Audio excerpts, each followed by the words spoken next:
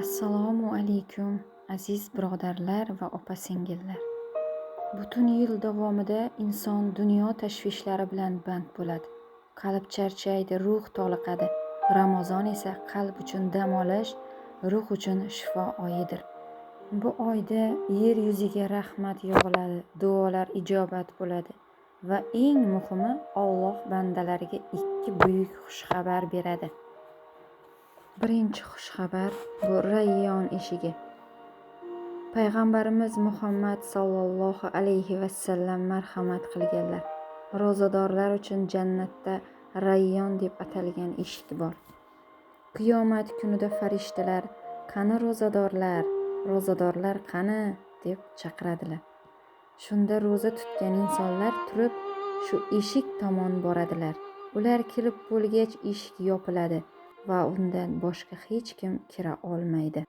Tasavvur qiling, ochlikni sabr bilan yengganingizni, chanqoqni Alloh uchun chidaganingizni, yashirin qilgan duolaringizni. Bularning barchasi sizni Rayyon eshigigacha olib boradi. Ro'za faqat ovqatdan tiyilish emas, bu sabr va iymon, bu qalb tarbiyasidir.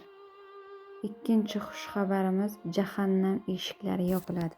Ramazon kelganda yana bir ulkan ne'mat sodir bo'ladi. Hadislarda aytilishicha, Ramazon kirganda jannat eshiklari ochiladi, jahannam eshiklari yopiladi va shaytonlar zanjirband qilinadi. Bu nimani anglatadi?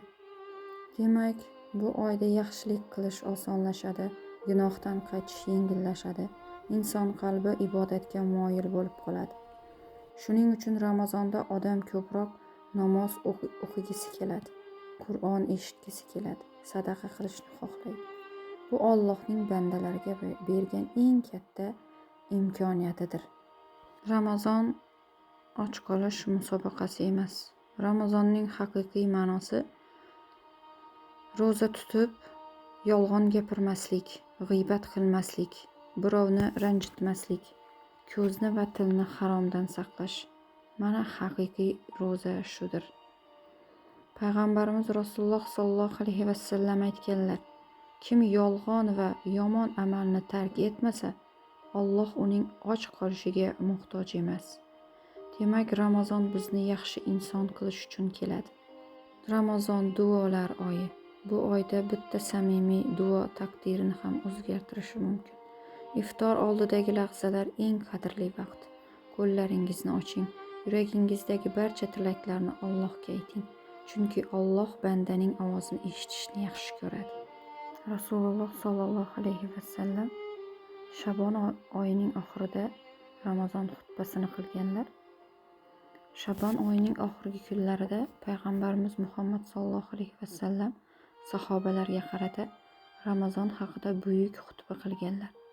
U zot shunday deganlar: ey insonlar, sizlarga ulug' va muborak oy yaqinlashib keldi. Bu oyda 1000 oydan afzal bo'lgan bir kecha bor. Bu Laylatul Qadr kechasi. Bu oy shunday oyki, Alloh taolo unda ro'za tutishni farz, kechalarini ibodat bilan o'tkazishni esa savobli amal qilib qo'ydi. Rasululloh sollallohu alayhi vasallam davom etib dedilar: kim bu oyda bir farz amalni ado etsa, boshqa oydagi 70 farz amal savobiga erishadi. Bu Allohning bandalariga bergan cheksiz rahmatidir. Keyin payg'ambarimiz alayhissalom Ramazonning sabr oyi ekanini aytdilar. Bu sabr oyidir. Sabrning mukofoti esa jannatdir dedilar. Bu oyda mo'minning rizqi kengaytiriladi. Kim ro'zadorga iftorlik bersa, uning gunohlari kechiriladi va do'zaxdan ozod bo'lishiga sabab bo'ladi. Sahobalar so'radilar: ey Allohning rasuli, hammamiz ham iftorlik berishga qodir emasmiz-ku? Shunda Rasululloh alayhissalom aytdilar: Alloh bu savobni hatto bir xurmo, bir qultum suv yoki bir ho'plam sut bilan iftor qildirgan kishiga ham beradi. So'ng u zot Ramazon oyini 3 qismga bo'ldilar. Birinchi qism rahmat, o'rtasi mag'firat, oxiri esa jahannamdan najotdir. Rasululloh alayhissalom yana dedilar: bu oyda 4 narsani ko'paytiringlar. Ikkitasi bilan Robbingizni rozi qilasizlar. Ikkitasisiz esa yashay olmaysizlar. Allohning rozi qiladigan amallari la ilaha illallohni ko'p aytish, Allohdan mag'firat so'rash, bandaga zarur bo'lganlari esa jannatni so'rash, jahannamdan panoh tilashdir. Va xutba oxirida Rasululloh alayhissalom buyuk bashorat berdilar. Kim ro'zadorga suv ichirsa, Alloh unga mening hovuzimdan ichiradi va u jannatga kirguncha chanqamaydi, dedilar. Alloh bizni Ramazonni qadrlaydigan, Rasululloh alayhissalom sunnatlariga amal qiladigan va Rayyon eshigidan kiradigan bandalaridan qilsin.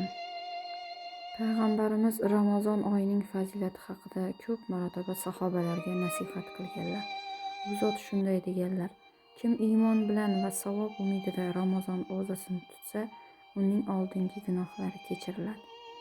Bu hadis bizga shuni o'rgatadi: ro'za faqat och qolish emas, balki qalb bilan Allohga yuzlanishdir. Rasululloh sollallohu alayhi vasallam aytadilar: ro'za qalqondir. Ya'ni ro'za insonni gunohdan, yomon so'zdan va jahannam azobidan himoya qiluvchi qalqon kabidir. Shuning uchun payg'ambarimiz ro'zador kishiga shunday nasihat qilganlar: agar biringiz ro'za tutgan bo'lsa, yomon so'z gapirmasin, janjal qilmasin.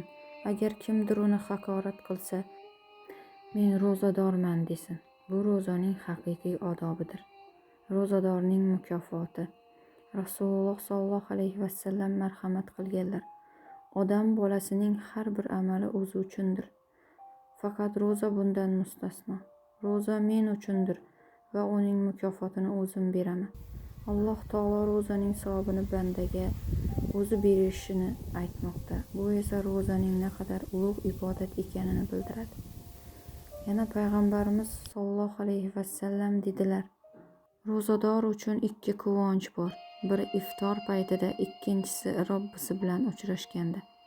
Iftor paytidagi quvonch dunyodagi ne'mat, Alloh bilan uchrashishdagi quvonch esa abadiy saodatdir.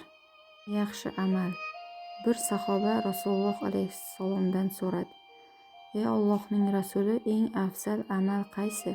U zot dedilar: Ramazonda sadaqa qilish. Shuning uchun payg'ambarimiz Ramazon kelganda eng saxiy inson bo'lib qolardilar. U zotning saxovatlari esa turgan shamoldan ham tezroq edi. Qur'on va Ramazon. Rasululloh alayhissalom Ramazon kechalarida Jibril alayhissalom bilan uchrashib, Qur'onni birga o'qirdilar. Bu bizga shuni o'rgatadi: Ramazon Qur'on oyi. Har bir oyat qalbni tiriltiradi. Har bir tilovat qalbga nur olib kiradi. Payg'ambarimiz alayhissalomning duosi. Payg'ambarimiz alayhissalom ko'p shunday duo qilardilar: Allohim, sen afv etuvchisan, afv qilishni yaxshi ko'rasan, meni ham afv et. Bu duo ayniqsa Laylatul Qadr kechalarida ko'p aytiladi. Payg'ambarimiz dedilarki, Ramazon yetib kelib, gunohlari kechirilmagan inson haqiqiy baxtsizdir. Ramazon bu imkoniyat, tavba qilish imkoniyat, yangi hayot boshlash imkoniyat. Alloh bizni Ramazonni payg'ambarimizni o'rgatganidek o'tkazadigan bandalaridan qilsin. Rayyon eshigidan